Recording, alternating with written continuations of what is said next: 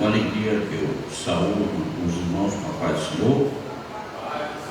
Vamos começar, irmão. Quando os irmãos vão chegando, vamos começar a aproveitar logo. Vamos não perder tempo.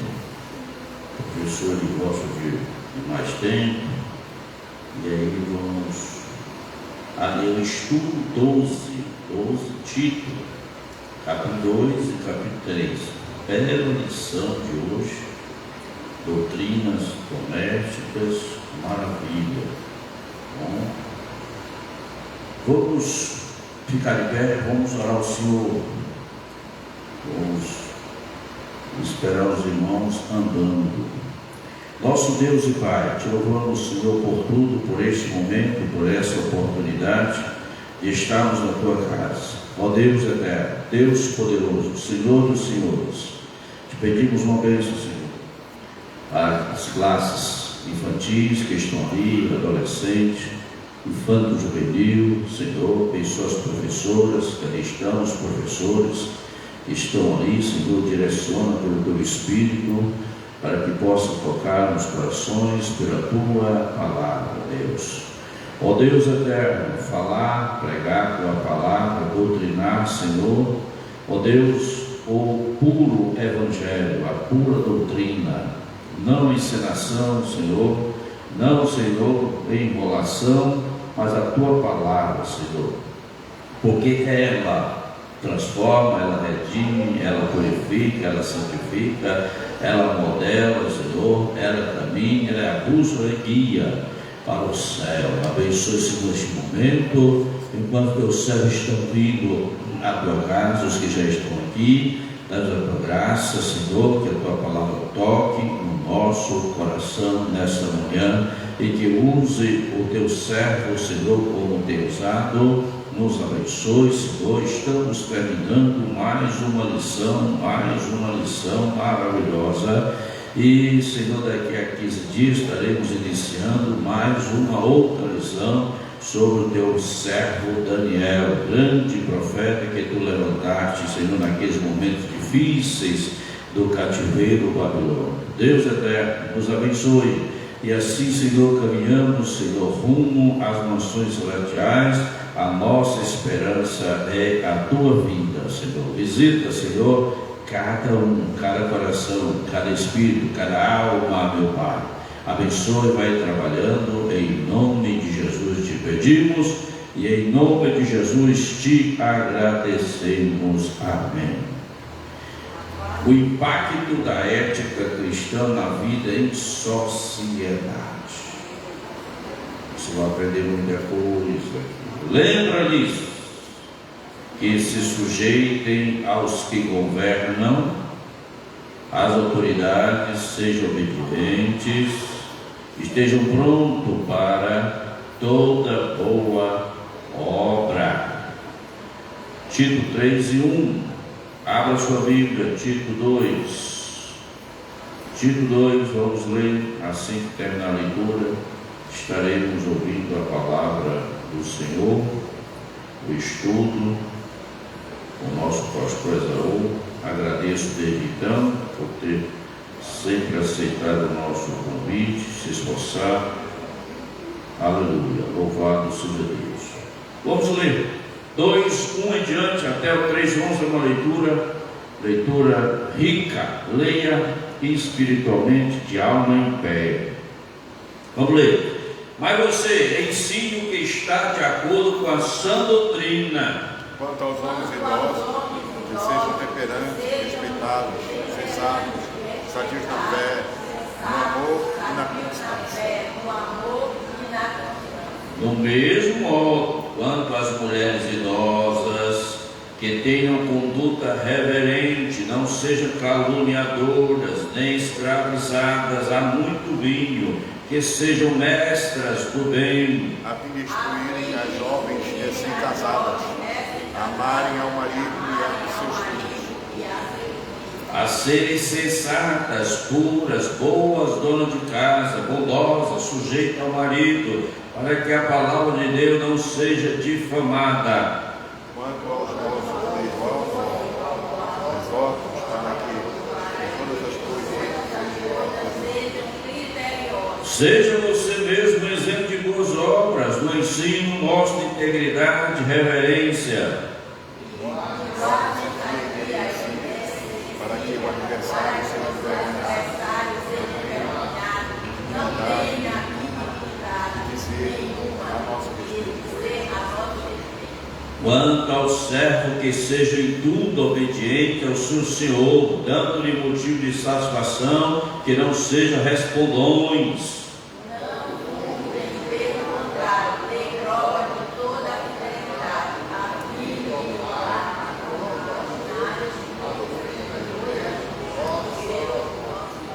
Porque a graça de Deus se manifestou, trazendo salvação a todos. Educando-nos para que, negadas a piedade e a paixão vivamos sensata, justa e piedosa, Aguardando a bendita esperança e a manifestação da glória do nosso grande Deus e Salvador Jesus Cristo.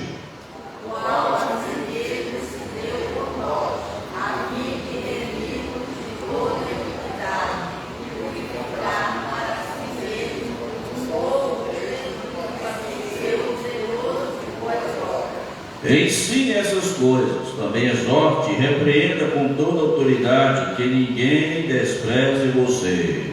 Lembra-me que, se sujeitem ao que governa, as autoridades, sejam obedientes, estejam prontos para toda boa obra. Que não difamem ninguém, que sejam pacíficos, cordiais, dando prova de toda cortesia para com todos.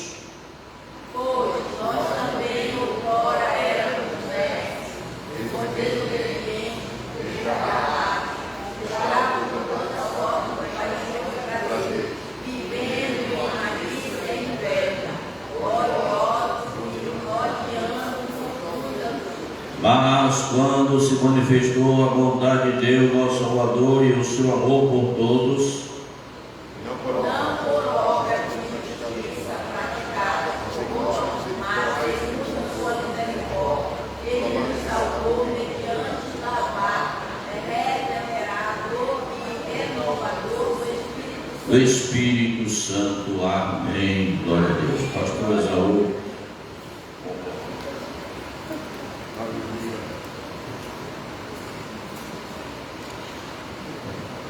Pai do Senhor, poder escutar uma igreja, Pai do Senhor Jesus.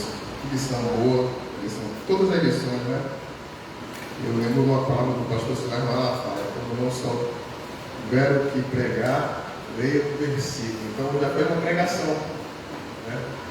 E inclusive uma vez nessa igreja a gente fez uma grande pregação, que a gente leu todo o Salmo 119, já me recordo. E a palavra de Deus mesmo que faz a obra, né?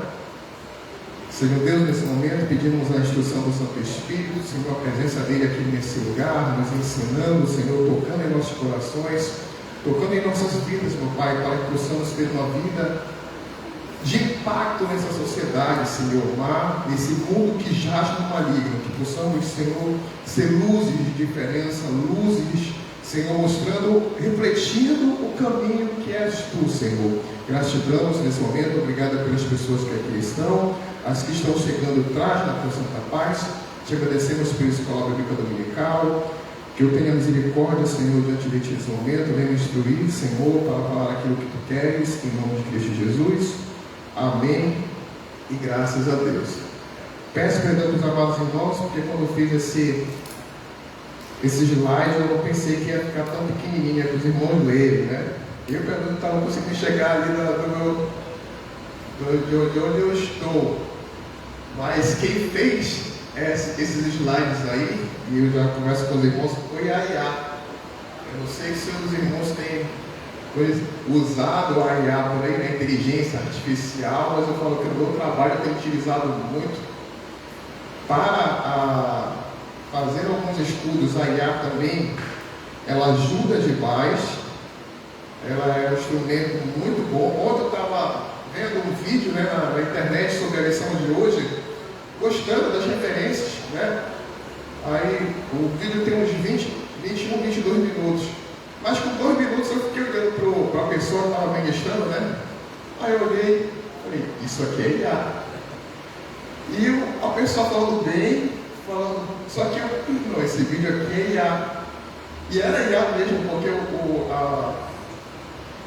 ele mexia as mãos, ele fazia, ele tinha postura, só que coisa que eu percebi, ele não falava que, tipo, a gente está conversando, essa parada que a gente faz no humano, né? Querendo se livrar de alguma coisa, ou então fazendo uma pausa, ou sabendo o momento certo mas assim, era um pastor bonito que estava dando a aula, dando referências boas, e eu gostei da aula, né? Mas eu percebi que aquilo era uma IA. Mas a IA, ela ajuda, mas ela não troca o servo de Deus, né? Eu vou ler só o texto aqui, Atos 19, rapidinho, não precisa nem colocar lá no telão, mas 13 a 15. E alguns judeus exorcistas ambulantes tentaram invocar o nome do Senhor Jesus sobre pessoas, sobre possessos de espíritos malignos, dizendo: excomungam-vos por Jesus, a quem Paulo prega. Os que faziam isso eram 7 filhos de um judeu chamado Seva, sumo sacerdote. Mas o espírito maligno lhe respondeu: conheço a Jesus e sei quem é Paulo, mas vós, quem sois? A IA pode estar por aí, alguns irmãos podem estar por aí, mas se não houver a presença do Espírito Santo, a autoridade da pessoa que fala, não tem mais, não existe, né? Então a IA está aí para ajudar, mas ela não substitui o poder de Deus, ela não substitui o servo de Deus cheio do poder. Lembro eu quando estava adolescente ouvindo a pregação do Billy Graham, e era traduzida, mas eu me arrepiava a ouvir. Quer dizer, ainda reverberava o poder ali de um homem de Deus. Sinto eu que era isso. O Espírito, e ele falava, eu escutava aquela pregação dublada. E eu me arrepiava. Eu falei, olha só como é o impacto do Espírito Santo. Glória a Deus. Meus irmãos, baseado na nossa lição de hoje, lição 12, né? O impacto da ética cristã na vida em sociedade. Nosso irmão já leu, né, o textuário, está ali pequenininho. Lembra-lhes que se sujeitem aos que governam, às autoridades, sejam obedientes, estejam prontos para toda boa obra. Pode passar, irmão. Temos a nossa introdução, né? A fé que transforma a vida da sociedade. Aí temos os pontos da nossa aula, né? O ponto 1, ética cristã, a relação, ponto 2, a graça de Deus se manifesta, ponto 3, ética cristã, as autoridades. Aí aqui vem alguns pontos que eu estava estudando, né? Eu fiz algumas anotações aqui, sobre, se a nossa lição ela fala sobre ética ou sobre moral. Aí eu fiquei questionando, eu fiquei pesquisando, eu fiquei fazendo um monte de coisa. Aí numa hora assim eu falei, isso aqui são coisas puramente humanas. Alguém já leu aí uma vez a história de Jonas e fala que ele foi engolido por um grande peixe? Aí as pessoas, não, olha, se foi uma baleia, foi um mamífero, está errado. Não, vamos lá. Quem diz hoje que é um mamífero, que é um peixe, são convenções humanas. Alguém na biologia, muito inteligentemente, viu as espécies e começou a dividir os reinos conforme o entendimento humano. Olha, esse aqui é o reino Monera, esse aqui é o reino Animalia, esse aqui são os filhos, né? Quem se lembra aí? O reficofage, né? A galera que estudou uma biologia, reino, filo, refi, classe, ordem, refico, família, gênero e espécie. O reficofage que estudou na biologia aí há não sei quantos anos atrás. Então, são condições humanas. Então, quando fala que Jonas foi engolido por uma baleia ou por um grande peixe, não tem erro bíblico nenhum. Porque é a questão da tradução. E se é mamífero, se é peixe, é uma questão humana. E se alguém humano quisesse falar que todos os animais que estão no meio aquático são peixes, que poderia ser entendimento da época? Teria algum erro? Nenhum. Vocês estão entendendo que às vezes é uma questão de nomenclatura humana? Porque o problema não está na Bíblia, o problema está que foi uma questão humana posteriormente que disse que a baleia é um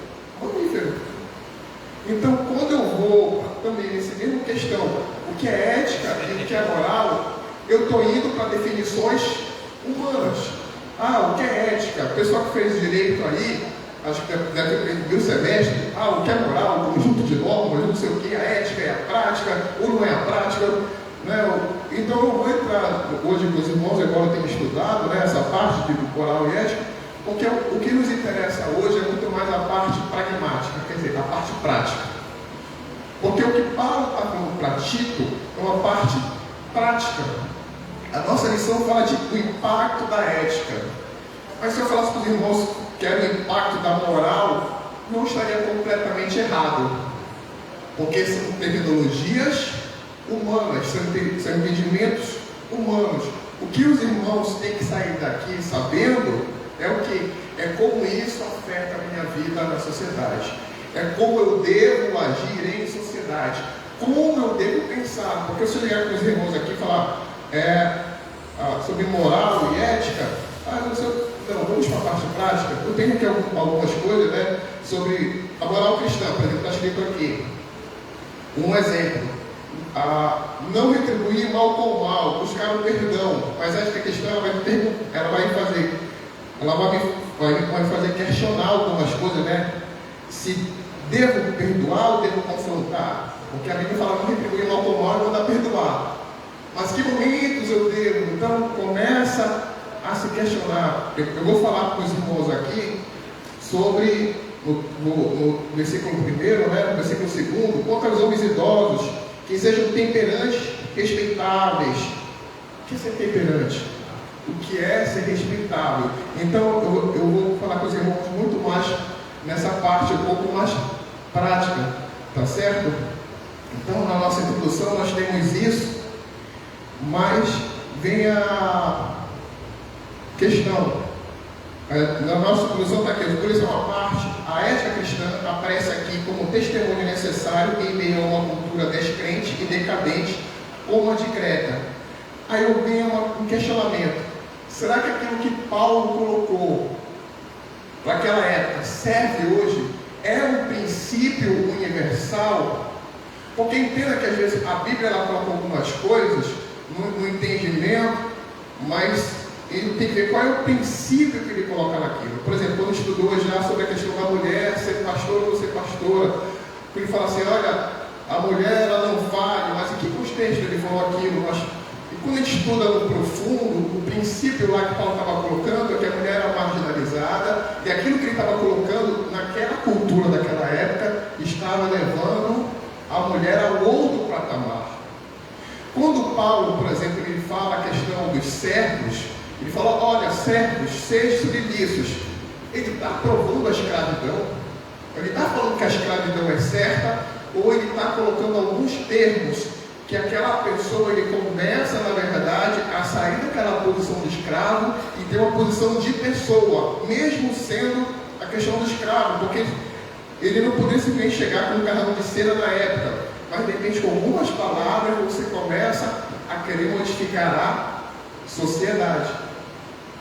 Pastor, tem um texto aqui de Paulo nessa carta que já é um negócio meio turbulento a interpretação hoje, né? Por exemplo, para que as mulheres recém-casadas amem seu marido, a seus filhos, e que sejam sensatas, honestas, boas donas de casa, bondosas, sujeitas ao marido, para que a palavra de Deus não seja difamada. Colocar a mulher agora atual nesse contexto aqui é complicado. Aí vem a questão, qual é o princípio? O que é que Paulo, ou Deus, na verdade, através de Paulo, quer falar com este princípio? O que hoje é ser uma boa dona de casa? Né? Porque, isso eu ia comentar também, pastor, porque é muito fácil para o homem, às vezes, querer exercer a autoridade. Não, eu sou o cabeça da família. Mas ele se esquece que quando a gente fala para o texto de Efésios, ele fala, mulher seja submissa, mas ele fala, homem, ame a mulher como Cristo amou a igreja. E quando ele fala isso, já adiantando um pouquinho, né? É porque assim, quando a gente fala para o marido, não, eu sou capaz de levar um tiro pela minha esposa. Glória a Deus. Mas você não vai levar um tiro todo dia pela sua esposa. O que a sua esposa talvez queira que você faça hoje é lavar uma louça. É ajudar quando ela está cansada. Então, quando a gente vai para essas questões, a gente tem que ver qual é o princípio que está. E é justamente essa a questão da moral e da ética. O que isso significa hoje? Qual é a parte prática, né, de como isso. E a nossa lição ela fala justamente sobre isso. Né? O irmão pode. Eu acho que essa primeira parte. As pessoas. Aí vem só 2 pontos aqui. Só para ilustrar de como isso pode interferir na nossa vida. Eu participei determinada vez de um seminário de casais e o irmão falou, minha visão é assim, que era o certo era a comunhão total de tudo. Eu vou entrar no mérito, mas eu vou mostrar a parte prática disso, tá certo? O certo do casamento era a comunhão total de bens. Eu não sou contra isso, eu sou a favor da comunhão parcial. O importante é que a gente pega daqui para frente. Aí ele citou um exemplo. Determinado casal, cristão, queria comprar uma casa. Só que se colocasse o nome dos dois, a parcela pela caixa ia ser um pouco mais. Se pegasse só o dele, a parcela ia ser menor. O que é que eles fizeram? Colocaram só o nome dele. Só que aconteceu um detalhe triste. Esse irmão faleceu. Como a mulher não estava junto, o que aconteceu? Perderam a casa. Porque estava apenas no nome dele. Aí eu pergunto, eticamente isso foi certo? Porque vocês estão entendendo que a parte prática do Evangelho são coisas que a gente tem que se questionar. Eu, cristão, posso fazer isso? Para me dar um pouco melhor, isso é certo? São essas questões que a gente tem. Aquilo que eu estou fazendo, como a sociedade vai ver a minha atitude. Essa é a parte ética. E talvez isso que Paulo está falando para o povo de Creta, né? Na verdade, quando ele fala para Tito, ele está falando para o povo de Creta, são essas questões que a gente tem que começar a se questionar. Porque às vezes a gente quer se dar bem em alguma coisa e se pergunta como é que o mundo vai me ver. Por exemplo, às vezes o irmão, hoje ele está com um negócio lá no nosso carro, né? Tá lá, sou servo de Deus, e a pessoa vai cortando todo mundo no meio do trânsito. Porque eu estou com pressa. Calma aí, não é bem assim. São essas atitudes que a gente tem que começar. Será que eu obedeço todas as legislações? Será que não? Olha, porque eu posso fazer isso, mas como é que o mundo vai me ver diante dessa minha ação, dessa minha atitude? E é isso que a nossa lição hoje, ela nos leva, tá certo, ao questionamento. Pode passar, irmão, primeiro ponto. Ética na sociedade. A relação social. Aí a pergunta que eu coloquei aqui, aí eu já vou riscar, como as pessoas percebem que eu sou cristão antes de falar? Só um ponto para questionamento. As pessoas percebem que eu sou cristão antes de falar? Pode passar? Aí, a nossa lição nesse primeiro ponto, ela fala de homens e mulheres idosas. Aí a nossa lição coloca aqui. A sã doutrina deve ser aplicada à vida diária da igreja. Paulo orienta Tito a transmitir ensinos específicos a diferentes grupos, mostrando que o Evangelho molda o nosso comportamento em todas as idades e posições sociais. Aí, ponto 1, homens e mulheres idosas. Quanto aos homens idosos, que sejam temperantes, respeitados, sensatos, sadios na fé, no amor e na constância. Quanto às mulheres idosas, semelhantes, que sejam sérias em seu proceder, não caluniadoras, não escravizadas a muito vinho, sejam mestras do bem. Eu gosto do texto aqui quando ele coloca lá, sadios na fé, no amor e na constância. A ética, ela te cobra em vários aspectos. A nossa ação em sociedade, ela deve ser vista sobre vários aspectos. As mulheres idosas também são chamadas a ser exemplo, devem ter uma conduta séria, viver com reverência, não ser caluniadoras, evitando fofocas que dividem a igreja, não dadas ao muito vinho, o que aponta para equilíbrio emocional e autocontrole. Um detalhe interessante é que a nossa lição fala aqui que elas devem ensinar. Aí vem um questionamento: quem ensina a mulher? É a família ou é a igreja? Até que ponto a igreja pode interferir na vida familiar? E até que ponto, tipo assim, eu sou casado com a minha esposa, até que ponto a minha família, no caso, os pais dela ou os meus pais, podem interferir no nosso relacionamento? Porque quando a gente fala de pessoas na igreja, porque eu sou uma pessoa da igreja como os outros, mas eu sou uma pessoa da igreja em casa.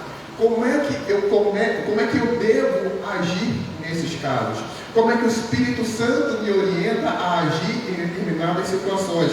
E são esses pontos que a gente tem que começar a verificar. Um detalhe interessante, às vezes, como a vida interferia na vida do casal e como hoje nós enxergamos. Um fato muito claro que tem hoje em dia.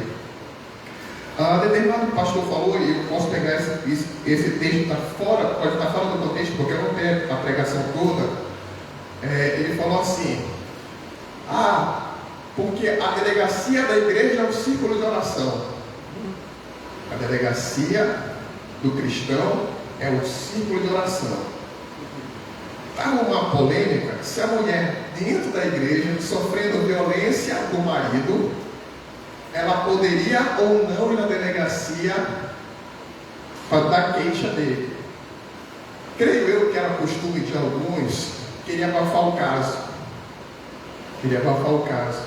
E às vezes era uma, duas, três vezes. O meu ponto, irmãos, hoje, enquanto ética, enquanto nós vemos aqui como devemos agir, sofreu violência, delegacia. Não tem, porque é isso que a sociedade espera da gente. E quando ela espera da gente, eu falo isso com princípios bíblicos, porque se esse marido não ama a esposa como Cristo ama a igreja, ele não é um bom marido. E ele está sujeito às leis do mundo, porque a Bíblia não manda ser subordinado à autoridade. Então, na agressão, se você fala com a minha esposa, o pessoal conversava assim com ela, a primeira coisa, não, se você me falar, eu vou denunciar. Ela é bem clara em relação a isso. Se ela escutar algum caso de violência e a pessoa for falar com ela, ela falou, eu vou denunciar. Não tem um meio termo. Não. Qual é a função da igreja em relação a isso? Pode ter uma conciliação de uma briga normal, questão de casais, tudo bem. Mas quando se trata de violência, meu ponto de vista, enquanto posição da igreja, se aquela pessoa... Porque o que acontece? Como é que o mundo vê a gente? Se você for lá na delegacia da mulher, na DEAN, o que vai chegar de homem com a Bíblia na mão, uma coisa incrível.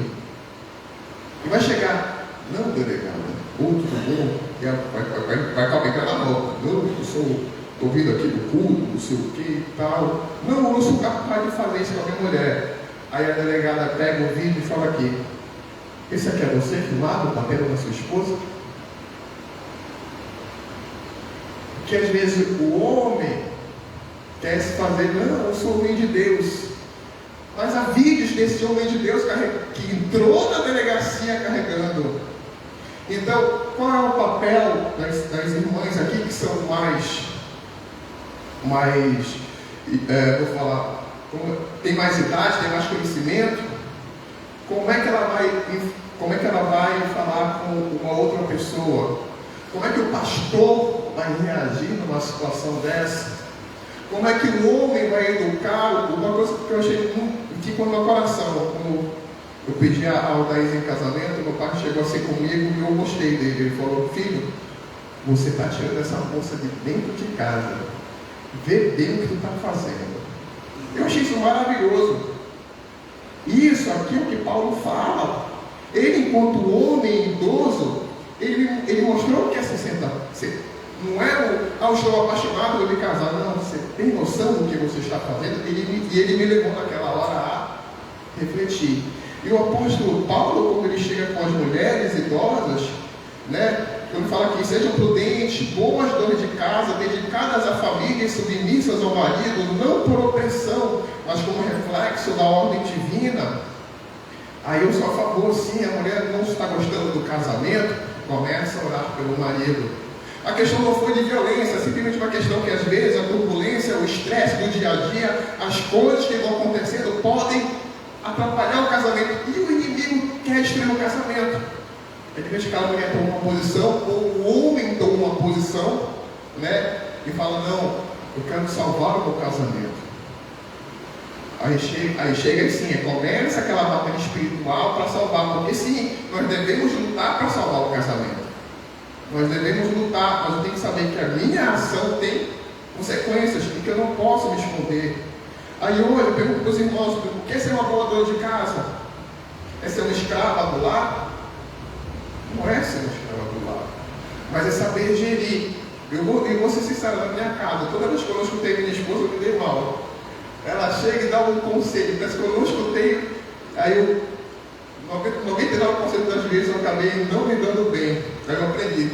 Então, quando eu vou tomar alguma decisão no meu trabalho, uma das primeiras coisas que eu falo é mandar uma mensagem para minha esposa: olha, está acontecendo tal coisa. E eu criei uma confiança, eu vou falar para os irmãos, tão grande nisso que eu já mando mensagem para ela. Aí aconteceu uma coisa lá no meu trabalho, eu fiquei bastante apreensivo assim, aí, com raiva, né? Aí eu mandei mensagem para ela: olha, vou fazer tal coisa. Aí ela: pode fazer, que você está certo. Porque às vezes acontece, eu falo para ela, vou fazer tal coisa. Ela falou, dá uma segurada. E realmente, não escolhi uma segurada.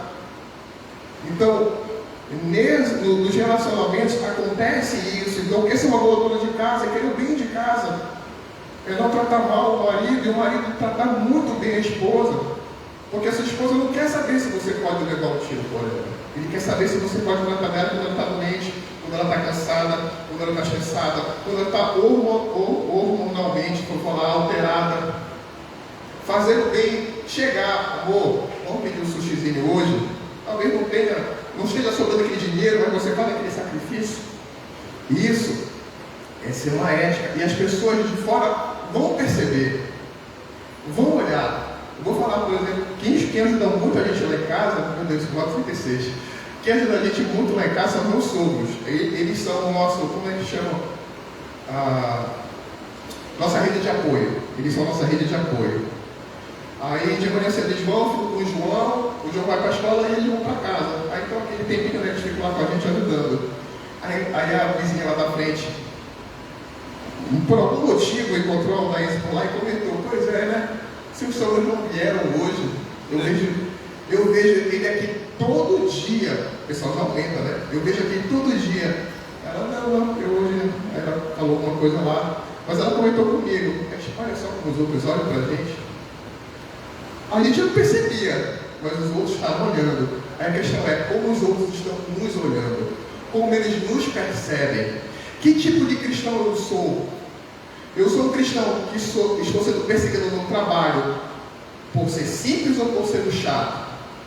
Tem até um meme que eu vi uma vez no Instagram, minha esposa falou para não falar no Instagram, que da última vez que eu fiz uma pregação, eu falei muito do Instagram, mas é porque é a minha rede social que eu mais visualizo. Meu Deus do céu, fugiu minha mente agora.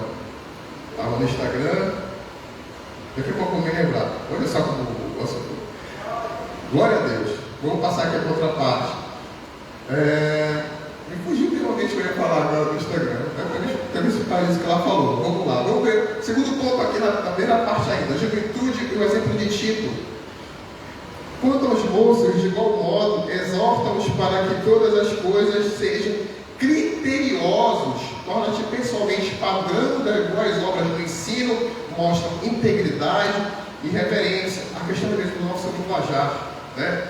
Ser prudente no linguajar, o que eu estou falando, o que eu estou dizendo. Será que eu consigo controlar as minhas falas?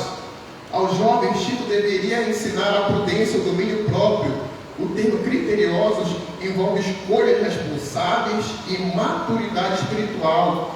mesmo em meio às pressões e tentações da juventude, em contraste com a cultura impulsiva de Creta, o jovem cristão deve ser equilibrado e íntegro. A ética cristã exige que mesmo os mais novos sejam exemplos de sobriedade, buscando em Cristo a firmeza para resistir às paixões da mocidade. Aqui eu marquei: a vida do pregador é a primeira mensagem que o povo lê. A vida do pregador é a primeira mensagem que o mundo lê.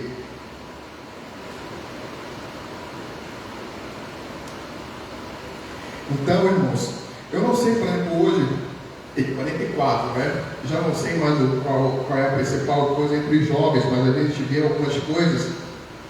A gente sabe que às vezes em grupos de WhatsApp tem mensagens que não devem ser vistas ou não devem ser compartilhadas entre os jovens. E principalmente, né? Ó, eu vou falar, na minha época, alguém aqui sabe o que é o Mirk? O pessoal que tem uns 40 e poucos anos de Mirk, não? Não, Mirk era um site que, vou falar site, tipo um aplicativo de conversas, que surgiu durante a guerra lá na Rússia e tal, depois veio para cá, e o pessoal costumava, tinha um canal Belém, e tinha muitas pessoas de Belém para conversar. E era um lugar onde eu ia muito para conversar e para conhecer pessoas. Até então estava normal. Mas tinha também o bate-papo da UOL.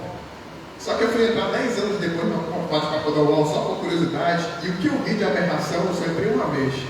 Porque eu olhei e vi tantas coisas. E eu fiquei pensando assim: olha a facilidade que o jovem hoje vai ter para ver o que não presta. E para conversar com pessoas que não devem conversar. E a gente vê que o mundo hoje está indo para isso aí. Mas se os nossos filhos estiverem dentro de casa, tá certo? Filhos, sobrinhos, estiverem dentro de casa, um bom exemplo, alguém que dê a orientação, alguém que saiba que pode confiar, aí vai ser diferente. Para que esse jovem de 13 anos, 12 anos, 10 anos, ele seja exemplo para o outro. Ele possa falar de Jesus para o outro, porque o Tito aqui, o Paulo está falando para Tito: ei, não importa a idade, todos têm o seu dever dentro do Evangelho, todos têm a sua posição, todos têm o que passar. E é isso que o apóstolo Paulo está falando aqui para Tito, que ele deve ser um exemplo. Então hoje, com nossos jovens adolescentes, vamos tomar cuidado, vamos conversar com nossos filhos. E é interessante, não sei aqui quem passou, mas eu estou com um adolescente, e é engraçado a vida do adolescente. O pastor teve 4, não foi quantos adolescentes aí, e é uma idade conturbada. Graças a Deus ele está dentro do Evangelho, então para a gente é mais fácil, pelo menos essa parte. Mas quem vive dentro do adolescente, ele vive numa situação constante de mudanças. E aí o pai tem que entender essa mudança, ele tem que saber como conversar. Às vezes eu chego: filho, como foi na escola? E eu até estudei depois como perguntar, porque se chegar para o seu filho, como foi o seu dia? Ele não vai responder nada. Aí é melhor você fazer uma pergunta mais direta: teve alguma coisa engraçada? O que foi mais interessante? Você chega com uma pergunta mais objetiva, porque às vezes ele fala muito mais que conversa com a mãe dele, e tipo assim, no carro: filho, como foi o seu dia normal? Aí chega umas 10 horas da noite, 11 horas da noite, a mãe dele quer dormir, eu também quero dormir. Aí chega: mãe, apareceu um OVNI lá no colégio. Só uma ideia. Ele falou que foi normal, mas antes de dormir ele chega com uma coisa completamente absurda que aconteceu durante a aula. Não sei se você com o nosso pastor aqui com a filha. Mas a questão alguns pais hoje parece que relegam a educação dos filhos para a internet. E se o pai ou a mãe não participar dessa criação, é complicado. Então, para poder cobrar, como Paulo está cobrando aqui de Tito, os pais também têm que fazer essa função. Ponto 3, servos e empregados. Quanto aos servos, que sejam obedientes ao seu Senhor, dando-lhes motivo de satisfação, não sejam respondores, não furtem. Aqui eu vou dar uma parada. Não furtem. Aí eu vou perguntar aqui: nós furtamos? Quem aqui já viu alguém dar um atestado médico que não era atestado médico só porque queria faltar? Eu pergunto aqui: quantos atestados médicos não haverá não haverá no dia 29 de junho.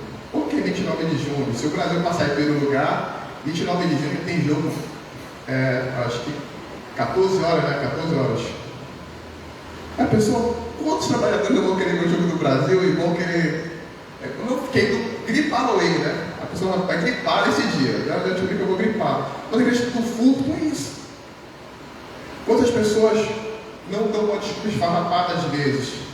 E a grande questão é, como essa pessoa acaba sendo conhecida? Eu trabalho lá no quartel, eu estava conversando com um condutor e a escala deles caiu com 24 para 48. E a gente conversando sobre algumas pessoas que às vezes viajam. Por exemplo, eu tenho um grupo de condutores e eles tiram uma escala. Só que se algum viaja, a escala cai, né? Se eu tenho 5, vamos lá, 5. Aí eu sei que um vai tirar 24 horas, ele folga 4, mas quando eu falo folgar, não é que ele seja na casa dele. Ele vai tirar expediente, ele vai fazer outras coisas, mas ele não vai tirar o serviço 24 horas. Mas quando 2 desses saem por algum motivo e sobra 3, esse vai tirar serviço, ele vai folgar 2 dias e vai entrar serviço. E fica pesado, porque é o serviço 24 horas. E ele tem as questões de expediente dele. Então a vida dele começa a ficar mais. E se a gente for ver esse serviço de 24 para 48, vamos ver, ele vai tirar no mínimo 3 serviços. Alguns vão tirar 3, outros vão tirar 2. Vamos tirar que ele tire 3 serviços em 24 horas. 3 vezes 24 são 72 horas. O trabalhador normal são 40 horas semanais. 40, 44, né? Quer dizer, essa pessoa que tirou 3 serviços, ele já trabalhou 72 horas. E não são apenas 72 horas, porque se ele chega para o serviço 9 horas, ele tem que ficar com passagem de serviço. Então ele vai sair, na verdade, do quartel às 10 horas. Então o serviço 24 não é 24, é um serviço de 25 horas, porque ele tem que esperar a passagem de serviço.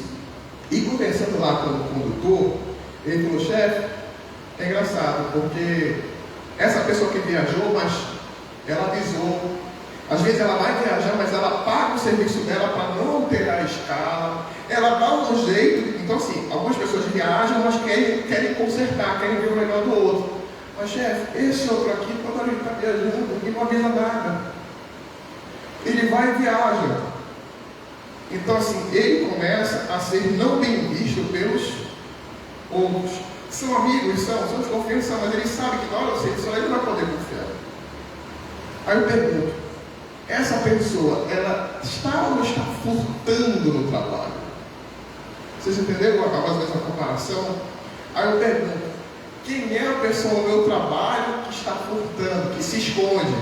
Então usa aquela piada, né? Ah, porque a gente nunca te encontra no serviço aqui? Porque um bom trabalhador é difícil de se encontrar, né? Tem a piada lá, o cara está escondido por causa disso. Será que a gente conhece alguém assim? Será que eu estou agindo assim? Será que eu fujo das situações do meu trabalho? Porque isso é a vida cristã. Como é que as pessoas do mundo estão me vendo cristão dentro do meu trabalho? Será que eu sou luz? Eu vou dar lá no bombeiro, de vez em quando eu estou sendo transferido, tá filmando, eu vou falar, estava muito bem em Abaituba, estava uma maravilha lá. Uma maravilha. Aconteceram algumas situações na corporação que eu comecei algumas mudanças. E geralmente, quando eu sou transferido, é mais ou menos assim, no bom sentido, tá bom, irmãos? E eu dou graças a Deus porque eu sou considerado em relação a isso, ao tapa-buraco. Temos uma situação complexa. Quem pode pegar esse determinado local aqui? Chama o Exaú. Aí eu já fui transferido pelo menos umas 3 vezes em relação a isso. Houve alguma necessidade de mudança e eu fui, não porque as pessoas queriam que eu fosse, mas porque saberiam que eu poderia ocupar aquela posição. Aí eu fico do lado positivo. Opa, pelo menos estou vivendo de uma forma positiva. Recentemente agora, estou lá no quartel e estou...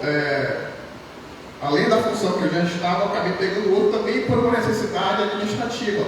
Glória a Deus por enquanto, eu estou podendo desenrolar os 2 trabalhos, mas eu vi nisso que as pessoas confiam no trabalho.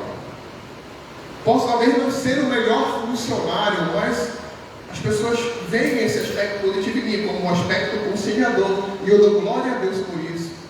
Porque nisso o nome de Deus também ele é glorificado.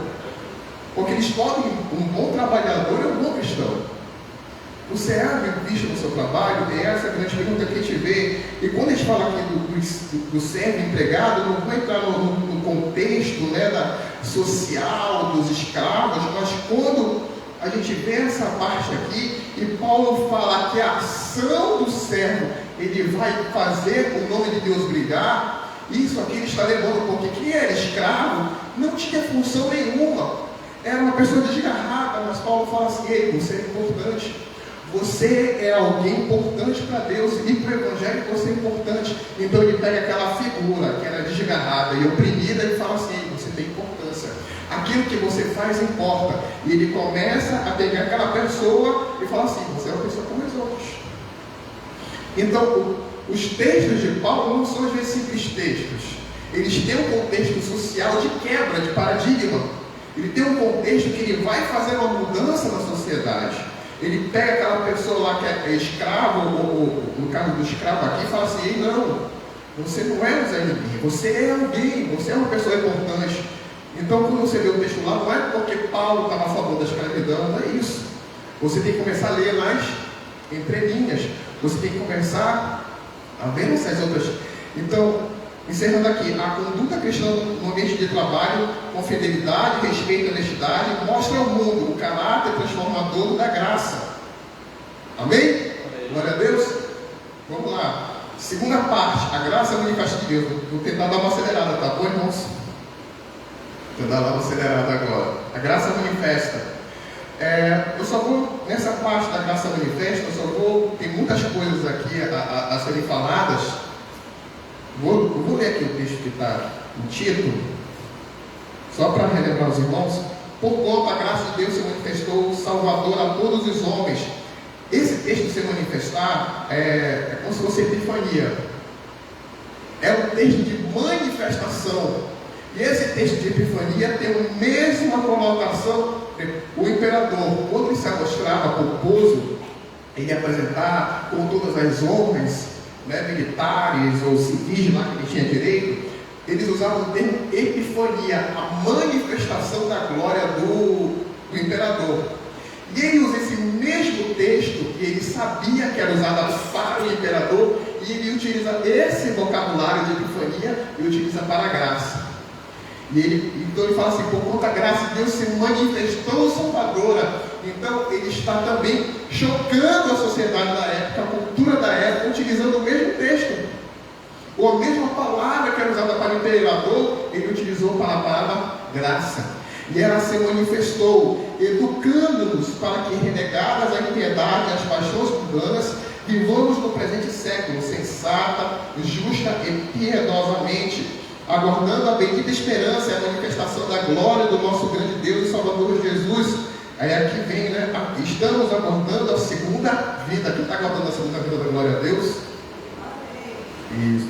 Tem um pessoal que não está esperando ainda, mas você tem que viver como estivesse esperando a segunda vida de Cristo. Tá certo? Continuando aqui. O qual a si mesmo se deu por nós para remirmos de toda iniquidade e purificar para si mesmo um povo exclusivamente seu, zeloso de boas obras. Porque a fé sem obras, ela é morta. Diz estas coisas, exorta e repreende também com toda a autoridade, ninguém te despreze. É um detalhe interessante da questão da autoridade, é saber se impor, é saber manifestar essa autoridade. E quando você pega um jovem, por exemplo, vou falar dentro do meio militar, é muito comum alguns homens não querem receber a ordem de mulheres, e elas precisam exercer a autoridade, elas precisam mostrar que elas não façam. E no meio militar, principalmente alguns homens têm uma mente meio mais machista, alguns, como todos, logicamente, e às vezes eles não querem aceitar essa manifestação da autoridade, mas ela tem a autoridade, né? Ela é exercida. É interessante, às vezes, quando você manifesta essa autoridade, como o mundo vê. Vou contar aqui no caso, nosso 53, glória a Deus. A minha esposa, ela não gosta de dar exemplo, então uma militar aí, tá certo? Ela comandava o grupo de cadetes. Cadetes são alunos que vão virar tenente, aí depois tenente, capitão, major, são os oficiais. E ela comandava esses alunos que virariam oficiais. E estava no meio militar, chamado Barata Voa. Era lá no lugar, no centro de convenções. E ela estava lá, rindo, e outros oficiais próximos. Inclusive um oficial de uma patente maior que a dela. Eu era tenente na época, né? Tinha um capitão lá. E e de repente ela aparece. E o cadete fala assim: lá vem a tenente. Nisso que ele fala, lá vem a tenente, todos se agruparam, entraram na formação e pararam de conversar e ficaram aguardando a tenente chegar. Aquele capitão viu isso. E ele falou assim, depois ele falou com ela: sim, você não me respeita, não? Mas a questão é figura de autoridade. Ela não precisava falar nada. Ela era uma pessoa que no trabalho ela não tirava graça, ela não tirava piadinha, ela não humilhava o aluno, ela não gritava com o aluno. Ela chegou a vez com o aluno, você está com o uniforme de salinho em tal parte, você está de revista do pernoite hoje. Mas, tenente, não sei o que, você está de revista hoje e amanhã. Mas, tenente, você está de revista hoje, amanhã e depois. Mais alguma coisa? Não. Não gritava, não se exasperava, não, é monstro. O meio militar é muito comum, é monstro, não sei o que, pergunta o bisônio, e gritava. Não. Exercer função de autoridade não é gritar. Então, quando Paulo fala para exercer função de autoridade, qual é a parte prática dessa autoridade? Nossas mães antigamente, e algumas hoje, qual era a autoridade delas quando elas queriam que a gente parasse? Só olhar. Questão de autoridade. E gera o respeito. Eu estava vendo uma figura de um lutador, 1,90m, falando que o pai dele tinha 1,60m, era baixinho. Mas quando ele fala, mas quando meu pai fala, eu obedeço. Humanamente falando, se ele quisesse, ele podia bater no pai dele. Mas ele olha para o pai dele uma figura de autoridade. Mas aquele pai, para gerar aquela figura de autoridade, ele teve que exercer exemplo de autoridade. Ele teve que viver uma vida boa, ele teve que viver uma vida que o filho se sinta amado, que o filho veja as boas ações dele. A questão é, como eu pai, ou eu chefe, vou cobrar do meu subordinado ou do meu filho se eu não faço? Ética cristã. Eu, cristão, devo ser um bom exemplo. E é isso que Paulo está falando, tá certo? É isso que pode estar passando, irmãos, ponto 2. Então, resumidamente, quando a gente fala da graça salvadora, ele fala de uma graça que se manifesta em ações, porque essa graça é pomposa.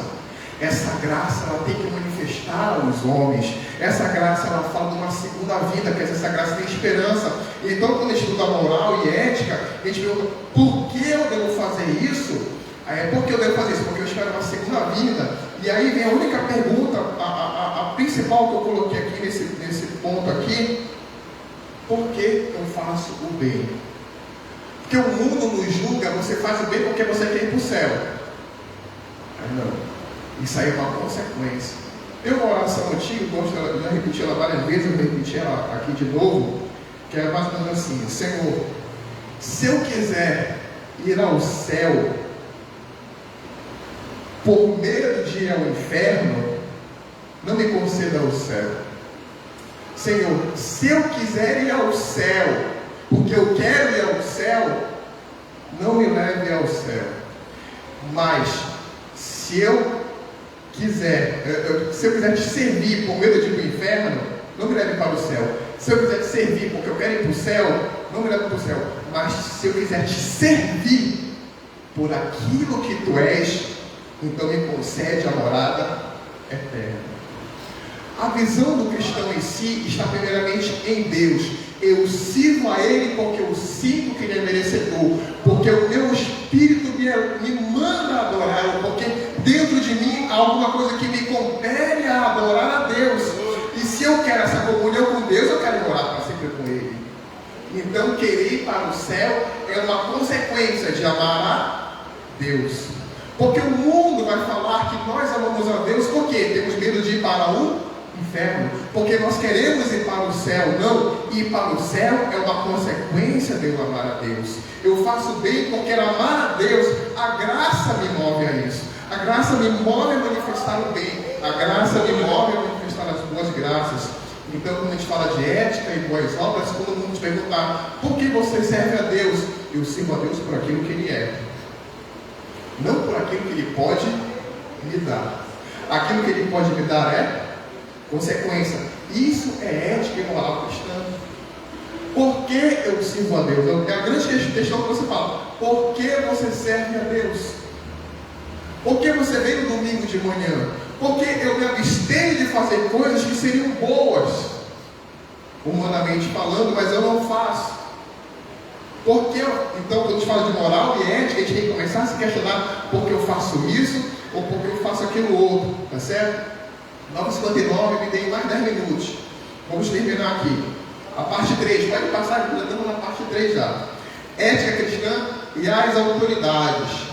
A conduta ética do cristão não se limita ao convívio da igreja, mas se estende à vida pública. Paulo orienta Tito sobre como os crentes devem se portar perante autoridades da sociedade. O respeito ao governo é uma forma... Só um minutinho, irmãos.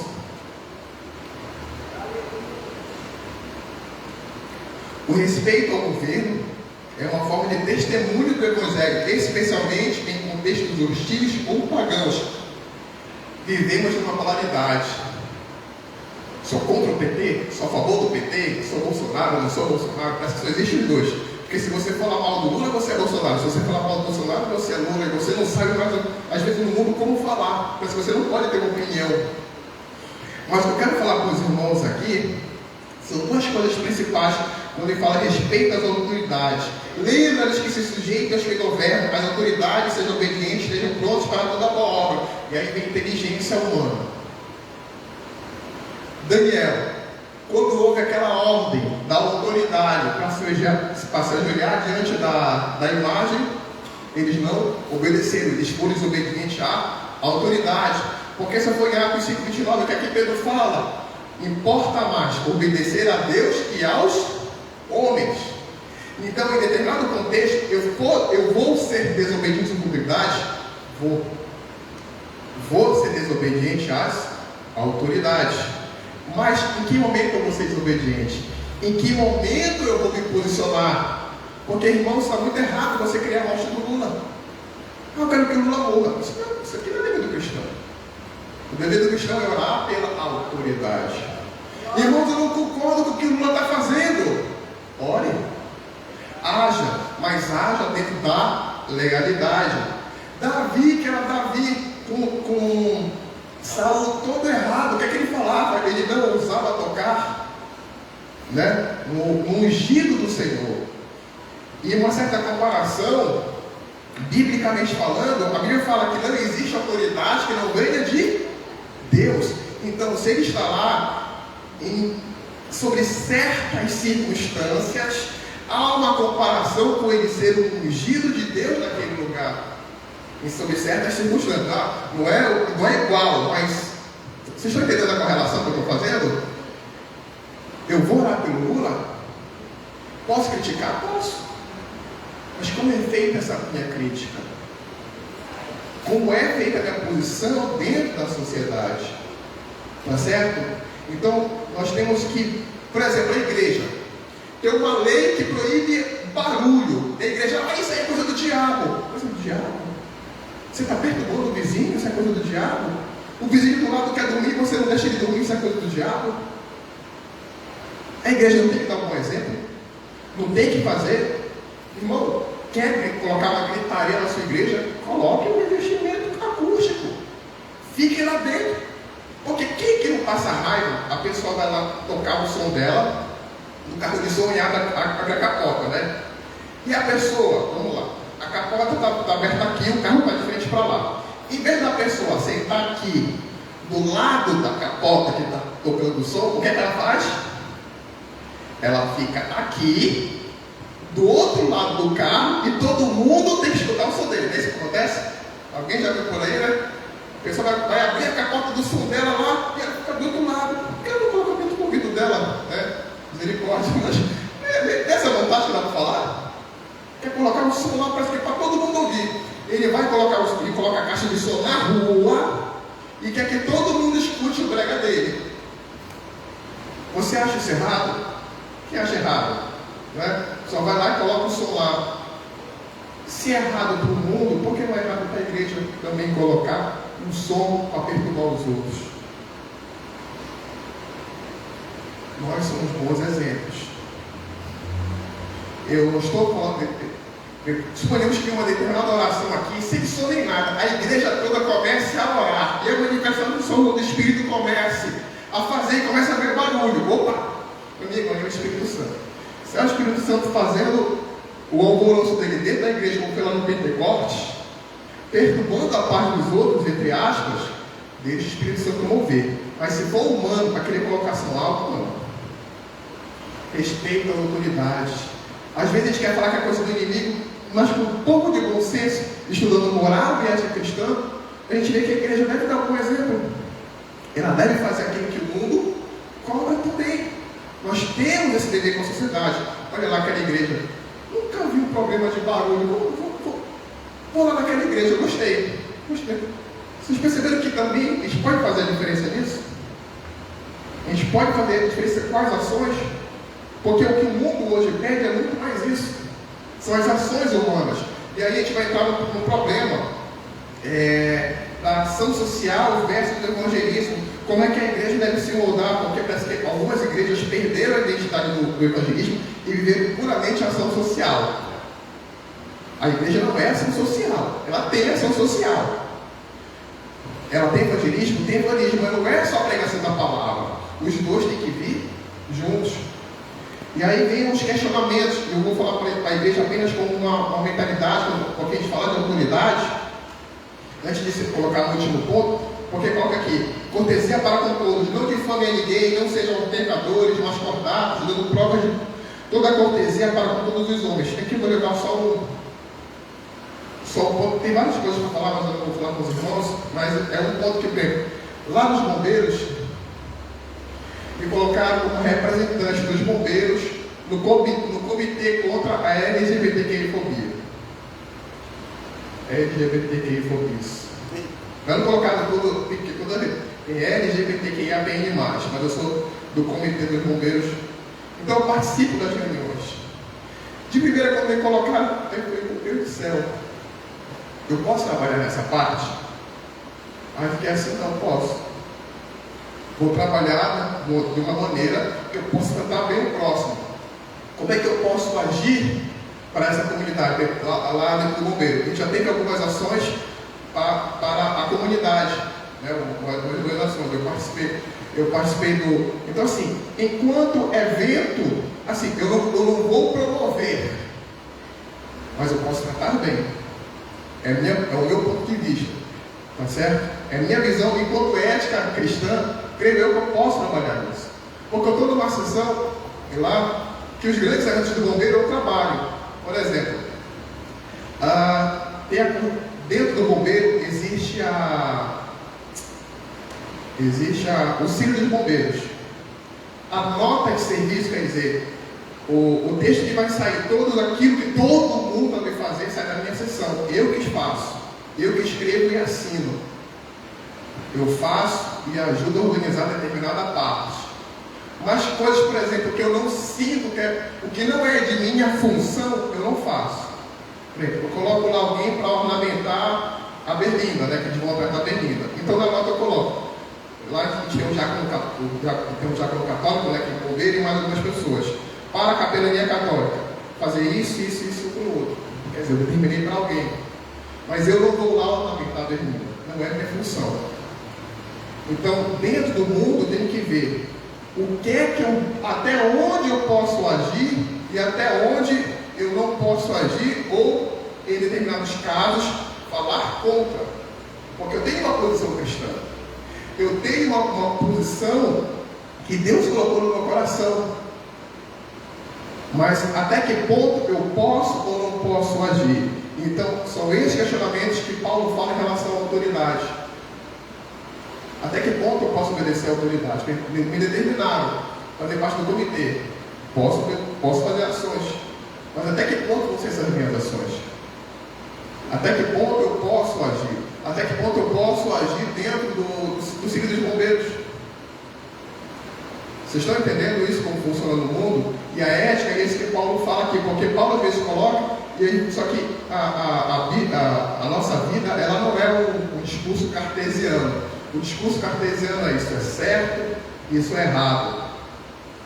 Existe uma verdade absoluta, e dentro da filosofia, eu estava fazendo agora, são 10 e 9, glória a Deus, dei mais 5 minutos.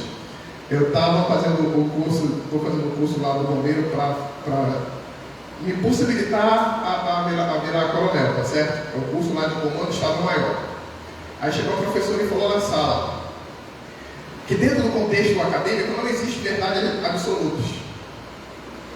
Só que é o seguinte, você tem que ver que isso é uma corrente filosófica e ela não é a única.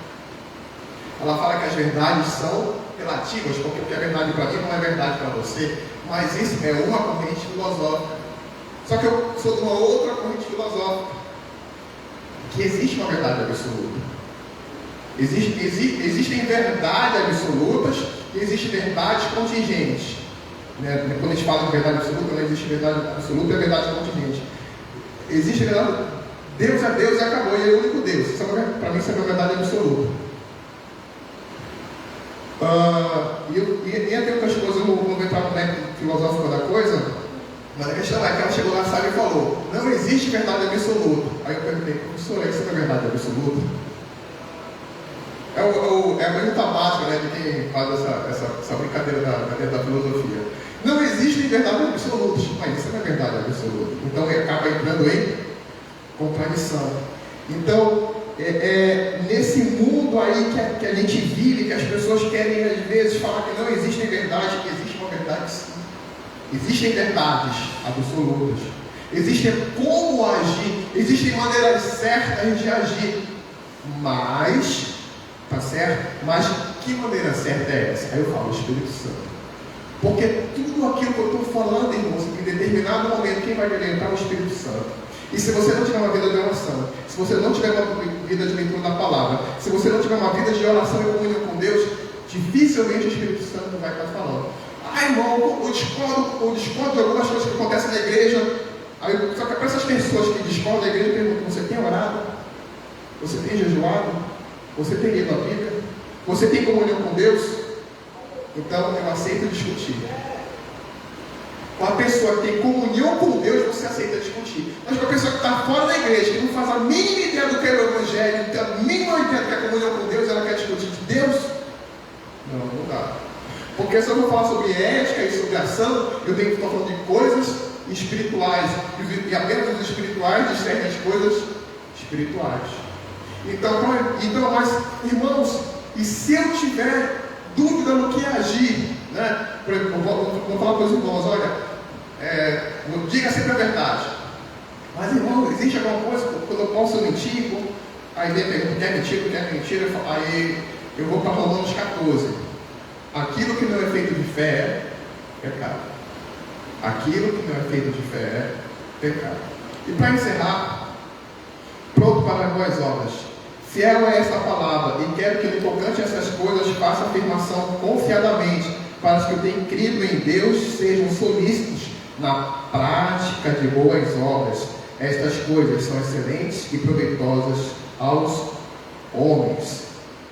Aplicação pessoal. A ética cristã é o maior sermão que pregamos. Sejamos reconhecidos pelas obras, pelas boas obras e pela mansidão no trato com todos. Glória a Deus. Agradeço a nossos irmãos pela paciência. Deus nos abençoe nesse domingo. Glória a Deus. Meu irmão, me perdoe. Eu sempre falo que eu não vou passar o tempo, mas eu sempre passo. São 10 e 13. Tá certo?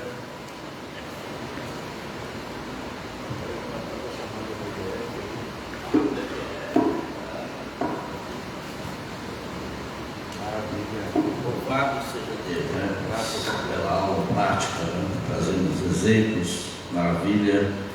Ética realmente é um assunto bem relativo. E vamos orar, né, para a oferta ao Senhor. Deus abençoe e prospere Saúl. Bom. E um certo escritor americano, Marx, alguma coisa, ele foi convidado, né, por uma grande empresa, né, nos Estados Unidos, para dar um estudo, dar uma palestra sobre ética dos negócios. A ética dos negócios. E ele não aceitou. Ele disse que, falando que se você não tiver ética, bom, não é um estudo que vai mudar. Se você não tiver ética, bom, na escola você não vai ter, no trabalho você não vai ter, na igreja você não vai ter. Então, ética é aquilo que você, né, já tem, já adquire, está aqui dentro. Ele falando sobre isso. Interessante. Oremos. Nosso Deus e Pai, te louvamos, Senhor, por este momento, Deus, ofertório. Obrigado por esta lição maravilhosa, Deus. Com certeza, Senhor, aprendemos mais da Tua palavra sobre este assunto, doutrinas domésticas, ensinos práticos, Senhor, e possamos, Senhor, não só aqui, mas em outros dias, ler-te, Senhor, esses 3 capítulos pequenos, Senhor, 15, 16, são 3 capítulos pequenos, Deus, ó Deus eterno, que nos traz grandes lições maravilhosas, de servir, ó Deus, de respeitar, ó Senhor, de relacionamento, Deus, amar o seu próximo, ser, Senhor, submisso, ó Deus, submisso em Ti, Senhor, nos relacionamentos, ó Deus eterno, muito obrigado, e abençoe esse momento que vamos, Senhor, ofertar a Ti, trazer nossos dízimos de oferta, entregar, Senhor, devolver, Deus eterno, abençoe de maneira maravilhosa, em nome de Jesus, te pedimos, amém. Ô Mira, você está com a sua garganta boa para cantar? Vamos ouvi-la, unindo a nossa arte cristã, enquanto vamos ofertar dízimos e ofertas ao Senhor. Glória a Deus.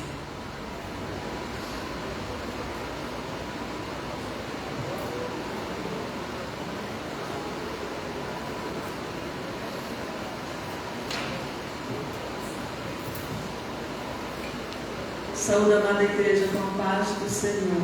A paz do Senhor. Vamos louvar ao Senhor com o hino de número 205. A graça de Deus revelada em Cristo Jesus, meu Senhor, ao mundo perdido é dada por Deus de infinito favor. Graça,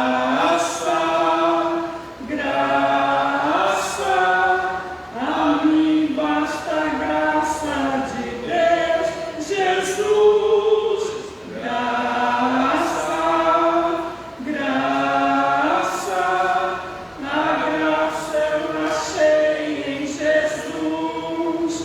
A graça de Deus é mais doce do que bens terrestre daqui, e gozo meu choro tornou-se, correndo sua graça pra mim. Graça, a graça, Deus, Jesus, graça, a graça eu achei em Jesus, mais alta que nuvem, céu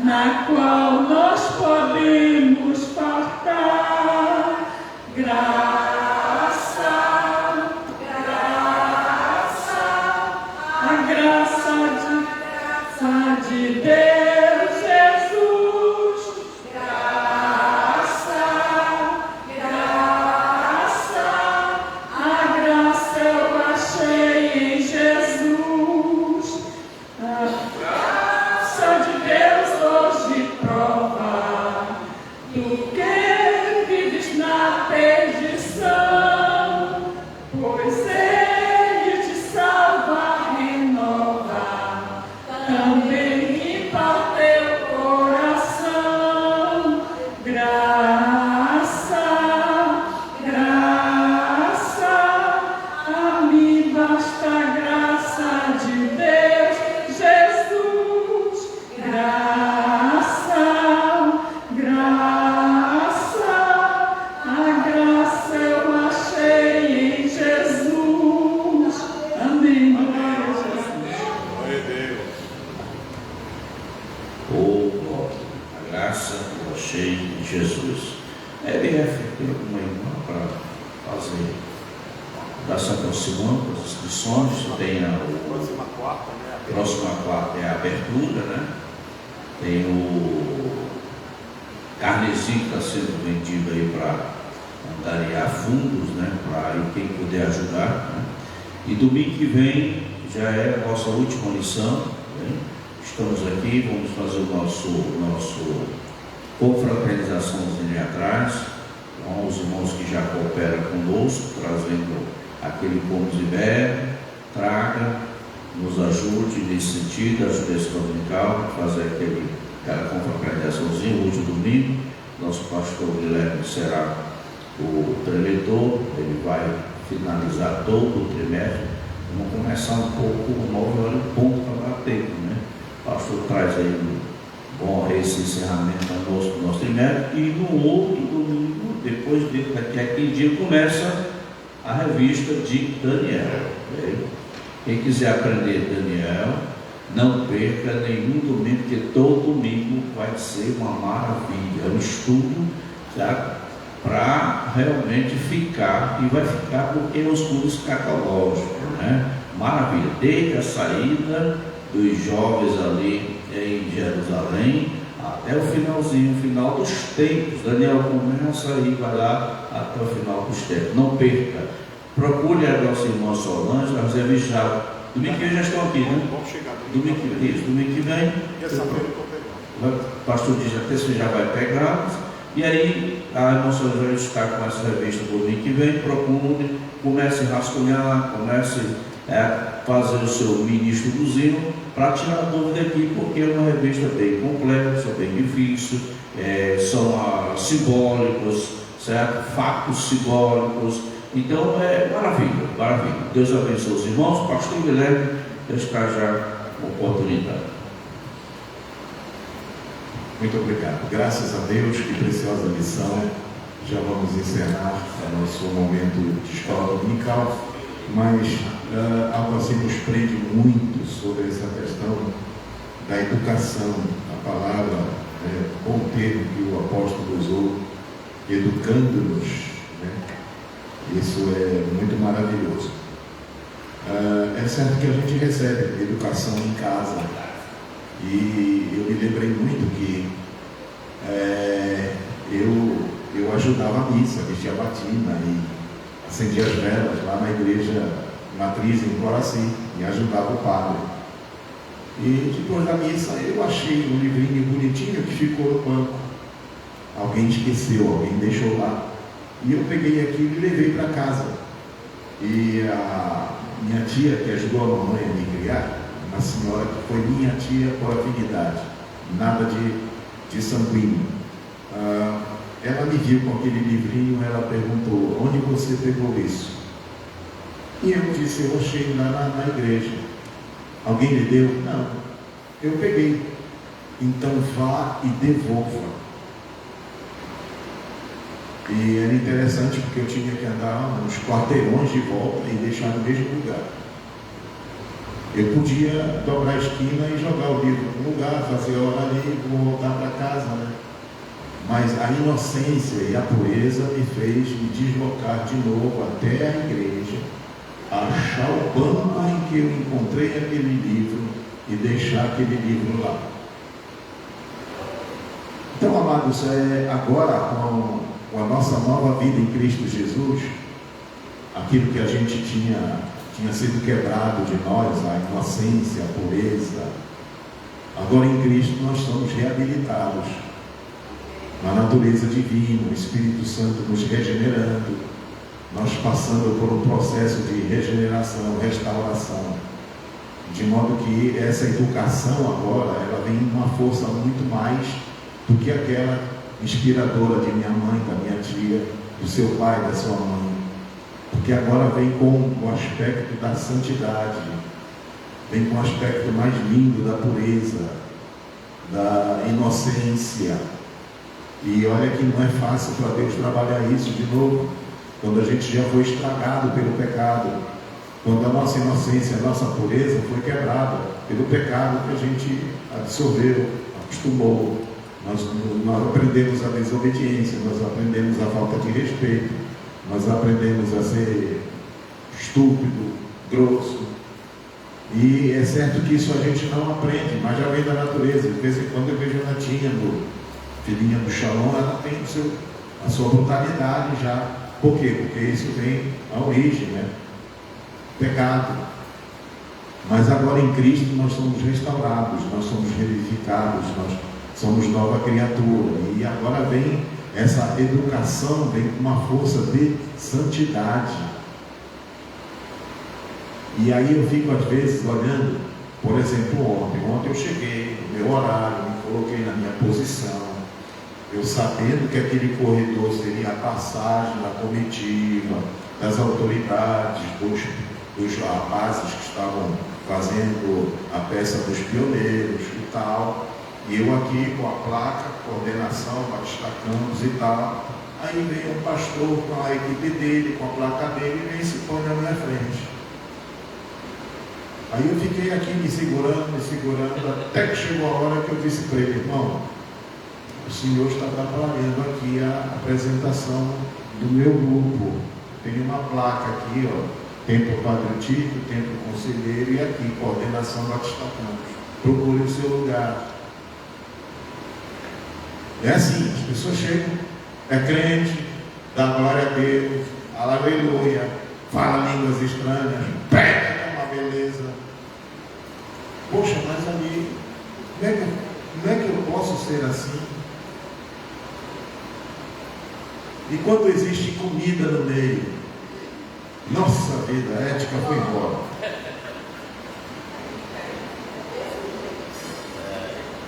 É triste, amados. Por isso eu gostei da tradução que põe o termo educando-nos.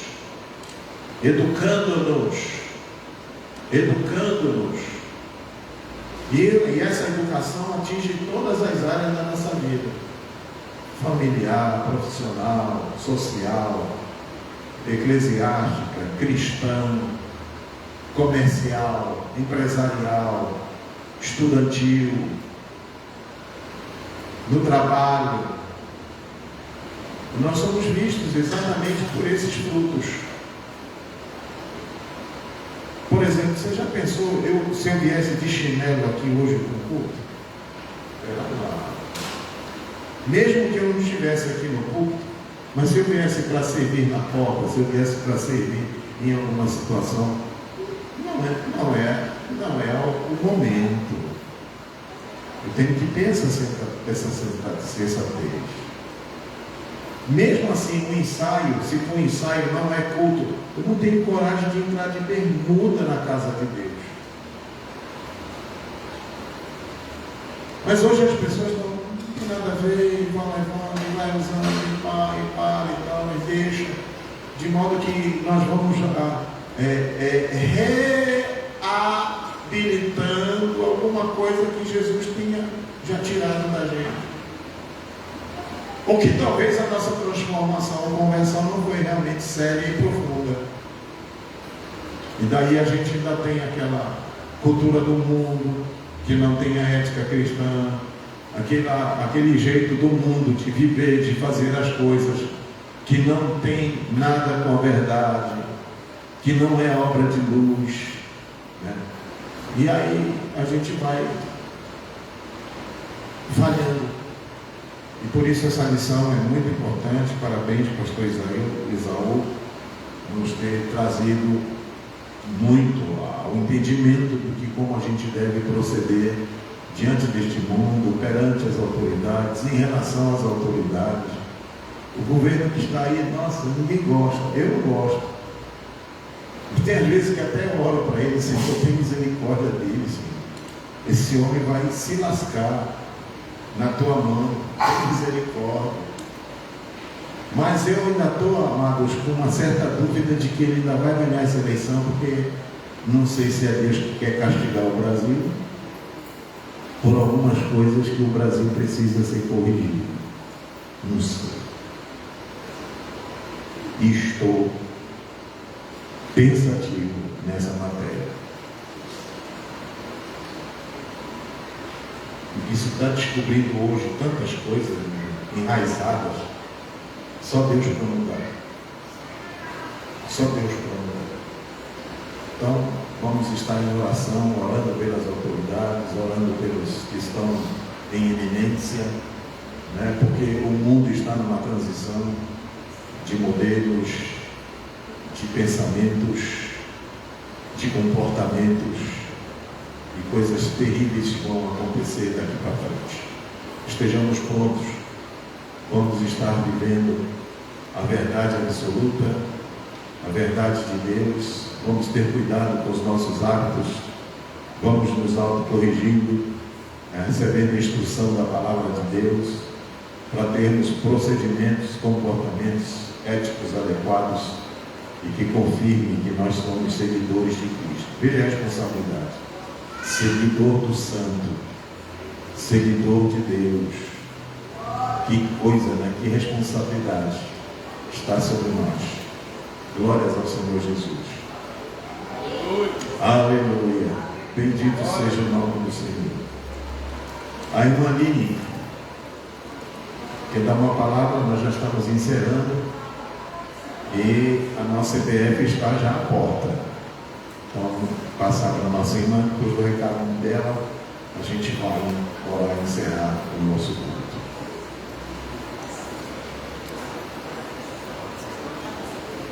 Paz, Senhor, igreja, já estamos nos últimos dias do nosso preparativo do EBF e, como sempre, Deus vem nos abençoando a cada dia. Estamos caminhando aí com tranquilidade, tudo se organizando. Não esqueçam de fazer as inscrições das crianças. Talvez a gente consiga ainda fazer mais um pedido de blusa para quem ainda não pediu, mas ainda não está certo, a empresa ficou ainda de confirmar se vai conseguir fazer mais um lote de blusa. Se você ainda não conseguiu contribuir ou não sabe como contribuir com o EBF, a irmã Carmen, minha mãe, que está lá atrás, ela ainda tem alguns canhotinhos da rifa. Essa rifa é no valor de R$10. O sorteio já vai ser agora, dia 27, tá? Tem concorrida aí patinete elétrico, bicicleta, videogame.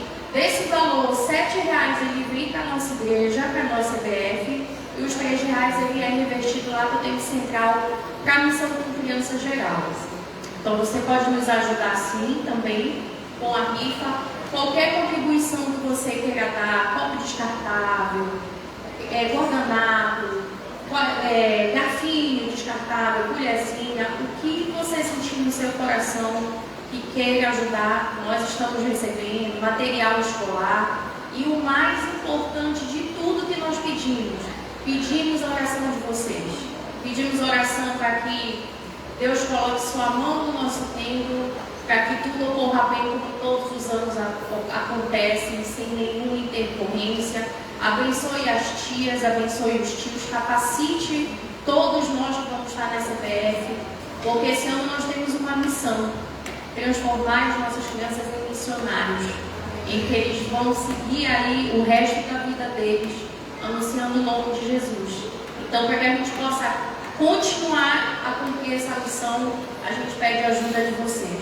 Não deixem de orar pela gente. Se você quiser contribuir, vindo nos ajudar no EBF, aqui, dando aula para as crianças, ou só observando, dando um bom dia, batendo palmas junto com as crianças, você será muito bem-vindo. Nossa EBF será no dia 2, 3 e 4, uma quinta, sexta e sábado pela manhã. A nossa abertura vai ser na quarta, mas a gente sempre pega só uns 15 minutinhos, né, pastor? Na outra quarta já. Vai ser no dia 1º, tá, de outubro, na quarta-feira, nossa abertura. E o encerramento vai ser no nosso culto de domingo, no início da Santa Ceia. Então a gente conta com vocês, tragam os filhos, netos, sobrinhos, os filhos dos vizinhos. Obrigada, porque hoje a gente estava conversando e nós temos crianças que hoje fazem parte da nossa EBD, que vieram pela EBF, que aceitaram a Jesus e trouxeram as famílias para a nossa igreja pela EBF. Então, a EBF não é só brincadeira, né, pastor? Como muitos acham. É a missão e eu acho que durante o ano ela é a mais importante, porque ela fica para o resto da vida no coração dessas crianças. Obrigada, igreja. Um bom domingo. Graças a Deus. Vamos em pé, vamos orar ao Senhor. Querido Deus, Pai que está nos céus, obrigado por esta lição, pelo aprendizado, Senhor. Trabalha a nossa alma, corrija os nossos defeitos, nossas deformações, Senhor. Nos ajuda, nos apruma, nos corrige, nos disciplina, nos abençoa, Senhor. Nos eleva, Senhor, ao padrão, a um padrão ético, a um padrão moral, Senhor, marcado por santidade, por valores eternos e divinos. Deus, pois somos teus seguidores. Deus, porque carregamos a tua imagem e a tua semelhança. Deus, porque temos o teu Espírito Santo que habita em nosso corpo. Deus, porque somos a expressão de luz e de sal nesta terra. Deus, porque temos a tua palavra no coração e aguardamos para não pecarmos contra ti nem contra ninguém. Deus, nos abençoa, nos enriquece, Senhor. Senhor, aumenta a nossa capacidade, Senhor, de expressar o teu amor, a tua luz, Senhor, diante das pessoas. Pai, abençoa nossa casa, nossa família.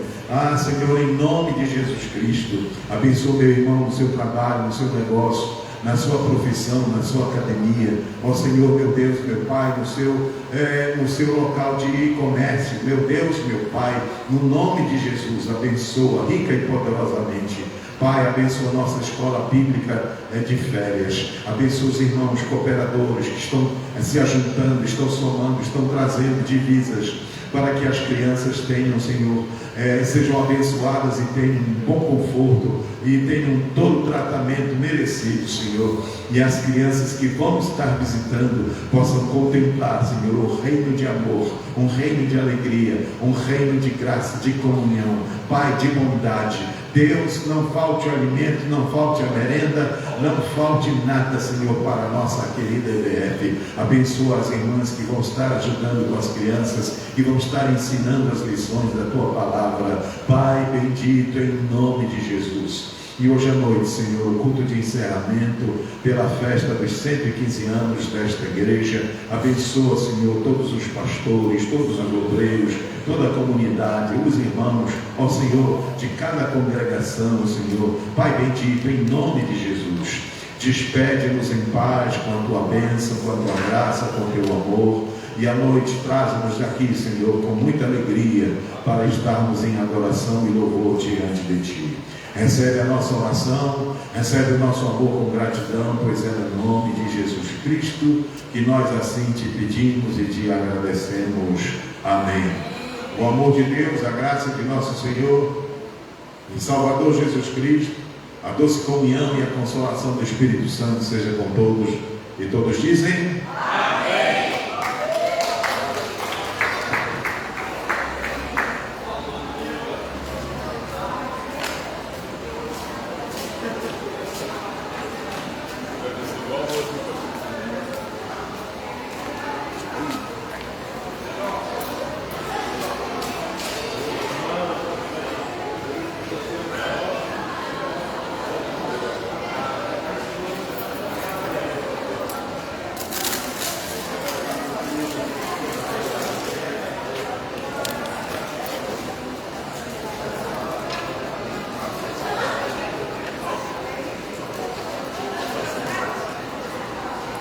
Glória a Deus.